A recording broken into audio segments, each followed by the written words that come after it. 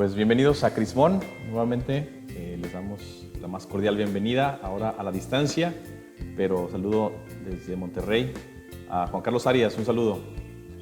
Aquí estoy yo en El Salvador y ahora les queremos hablar sobre el elaboratum que ha preparado el hermano Eduardo. Es sobre el acompañamiento espiritual a los principiantes. Que escogimos este tema, lo escogimos porque creemos que acompañar a principiantes en la vida espiritual es parte de la tarea de un sacerdote. Un trabajo más hacia nosotros, para nuestro bien, en el sentido de que nosotros vamos a estar acompañando a muchas personas en su camino espiritual. Y queríamos tener claros cuáles son los pasos que tiene que hacer un principiante, alguien que empieza la vida espiritual, hacia la santidad. Y creo que hoy podemos compartir con todos nuestros amigos el itinerario que podemos recorrer y que todos hemos tenido que recorrer desde el inicio. Entonces, pues podemos ir desentrañando. ¿Nos podría presentar un poco la estructura de su trabajo? ¿Cuáles son los pasos? La estructura general habla sobre los primeros desafíos, las dificultades que uno experimenta cuando quiere empezar un trabajo de crecimiento espiritual, cuáles son los principales problemas con los que uno se encuentra. Y luego algunas de las cosas que más nos pueden ayudar, entre ellas la necesidad de tener alguien con quien caminar. Por eso esta imagen que ponemos aquí es de un camino, porque la vida espiritual no es un estado, sino un camino que uno emprende. Después hablamos sobre la necesidad de un acompañante y luego sobre algunas actitudes del corazón que son necesarias para seguir creciendo siempre. Entonces aquí vemos que la vida espiritual no es solo un conocimiento, sino que es una experiencia personal. ¿Qué quiere decir eso para usted? Yo creo que ayuda a entender que la fe, la relación con Dios, la vida en el Espíritu, no se reduce a conocer el catecismo, a saber cuáles son los mandamientos de la ley de Dios, los mandamientos de la Iglesia, conocer la Sagrada Escritura, entre otras cosas. Es parte del camino, sin duda. Pero es más bien una experiencia personal, un encuentro real con Dios, lo que nos ayuda a crecer.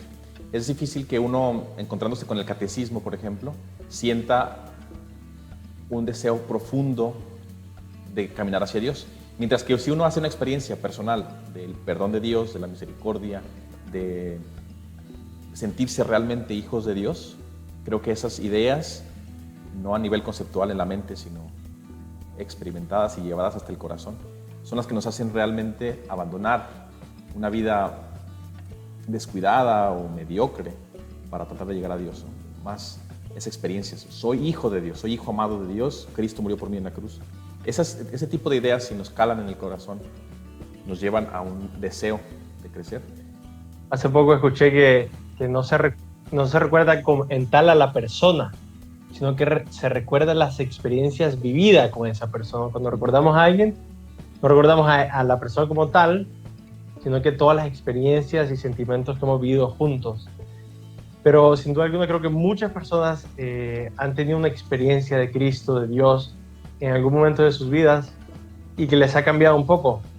Pero después en el caminar, como que se hace lejana esa experiencia de Dios. Yo creo que la invitación a tener direcciones espirituales es darle continuidad a esa experiencia y no solo dejarla en el pasado, sino que buscar nuevas experiencias en el día de hoy, ¿no? Una experiencia hoy que tengo con Cristo, hoy que tengo con Dios, y no solamente aquella experiencia que me ayudó a convertirme, aquella experiencia que me ayudó a reorientar mi vida hacia Dios, hacia el bien, hacia la bondad. Decíamos que uno de los elementos necesarios para emprender un camino real y que sea significativo es contar con un acompañante espiritual que nos muestre el camino, un camino que él también ha recorrido. Yo una vez tuve una experiencia muy breve de perderme en una montaña con un grupo de amigos y es angustiante porque sientes que puedes dar vueltas en círculos y que quieres llegar a un lugar que reconozcas. Y por eso es importante tener a alguien que haya recorrido el camino, que diga es por aquí, es por allá. Y en una imagen como la que vemos ahí en la pantalla, ¿no? Donde haya poca iluminación, neblina, es fácil empezar a caminar en círculos. Y cuánto nos conforta el escuchar a alguien que te diga esto ya lo hemos vivido antes, esto yo ya he pasado por aquí, no hay que desfallecer, etc. Y entonces todos necesitamos un acompañante espiritual. Bueno, y entonces uno de los primeros pasos que se hace en la dirección espiritual es hacerte estas preguntas de dónde estoy y hacia dónde voy. Y al final es conocerse. Pero son preguntas, la verdad, muy difíciles de responder. ¿Qué tips, qué ayudas nos puede dar de su estudio para poder responder con mayor facilidad a estas preguntas? Pues yo creo que algunas ideas que nos pueden ayudar es reconocer la sed que tenemos en el corazón de crecer, que hay diferentes elementos en nuestra vida en donde podemos descubrir que quedarnos como estamos por mucho tiempo no es satisfactorio. Por eso en la escuela vamos avanzando de grado y por eso cuando practicamos un deporte queremos aprender nuevas habilidades, si aprendemos idiomas queremos seguir enriqueciéndonos de vocabulario, etc. Y siempre disfrutamos conocer nuevas personas. Estamos creciendo continuamente y en la relación con Dios y en la vida espiritual se da una dinámica semejante. Lo que pasa es que pocas veces nos cuestionamos sobre esto. Y ¿dónde estoy? Es preguntarme qué experiencias he tenido de la relación con Dios y luego por dónde detecto que mi corazón necesita crecer todavía. Si es a lo mejor más en el área del servicio a los demás, en el área de reconocer que hay elementos de mi vida que no me ayudan, que me inducen a alejarme de Dios o a una forma de pecado. Es dónde estoy, qué situación encuentro en mi corazón y mucho de esto se puede analizar desde qué ilusiones tengo, qué miedos tengo y cuál es el anhelo más profundo de mi corazón. Esto es algo que no podemos saber si no nos lo preguntamos con frecuencia. Por eso el tiempo de oración lo veremos más adelante y el tiempo de examen es importante porque si uno nunca se examina, si uno nunca se pregunta, ¿lo que estoy haciendo me está satisfaciendo realmente o tengo que ir buscando otras cosas, otras opciones? Y luego, si encuentro que hay áreas de mi vida que no, y siempre vamos a encontrar áreas de la vida que no, porque en la tierra, en este peregrinar, nunca vamos a llegar a una plenitud. Entonces me pregunto, ¿y a dónde tengo que ir? ¿Por dónde tengo que avanzar? Las respuestas que cada quien va a obtener pues, son muy personales desde su propia oración. Sí, yo creo que cuando empezás un camino espiritual siempre tenés una meta, o sea, siempre querés crecer.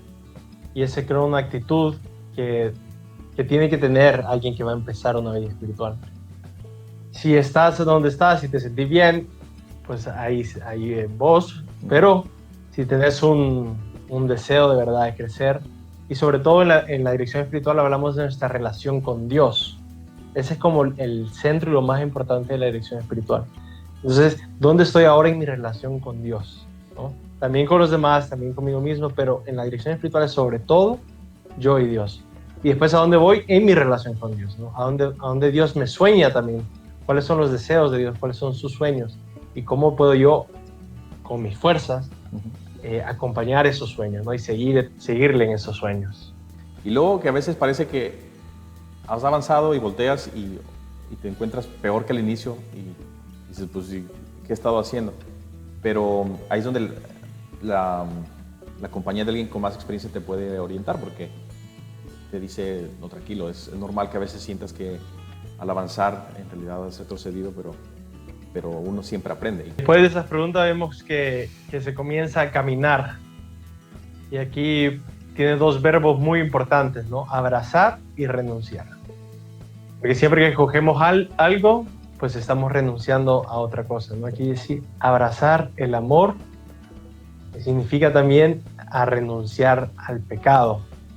Una implica la otra, no puedes abrazar el amor y abrazar el pecado, sino que abrazas el amor y por consecuencia abrazas al pecado. Sí, y cuando yo estaba poniendo estos puntos, pensé en que en el comenzar a caminar estaba ese renunciar al pecado, y es lo primero que me vino a la mente, pero creí que se podía confundir con una actitud de voluntarismo o de autosuficiencia. Y creo que lo de la renuncia al pecado es un elemento, pero es un elemento secundario. La primera invitación para caminar hacia Dios es ese deseo de ir hacia el amor, hacia la plenitud de lo que llena nuestro corazón. Y uno abraza el amor de Dios Padre, el amor del Hijo en la cruz, el amor del Espíritu Santo que nos vivifica, y eso nos hace caminar. Y como consecuencia de eso está la renuncia al pecado. Renunciar al pecado por sí mismo no genera el amor. Es bueno, pero no genera el amor. Pero al revés es muy bueno, porque si tú te das cuenta de a lo que estás llamado, a vivir una relación con Dios plena, en la sencillez de la vida que cada quien tenga, porque luego nos podemos hacer ideas de que una vida de santidad o una vida espiritual implica, pues, no sé, entrar al seminario, entrar al convento o rezar horas y horas, y no es así. Cada quien en su estilo de vida camina hacia el amor y naturalmente va abandonando las situaciones que te alejan de Dios. Esa renuncia al pecado son dos consecuencias, pero sin duda más importante, abrazar el amor.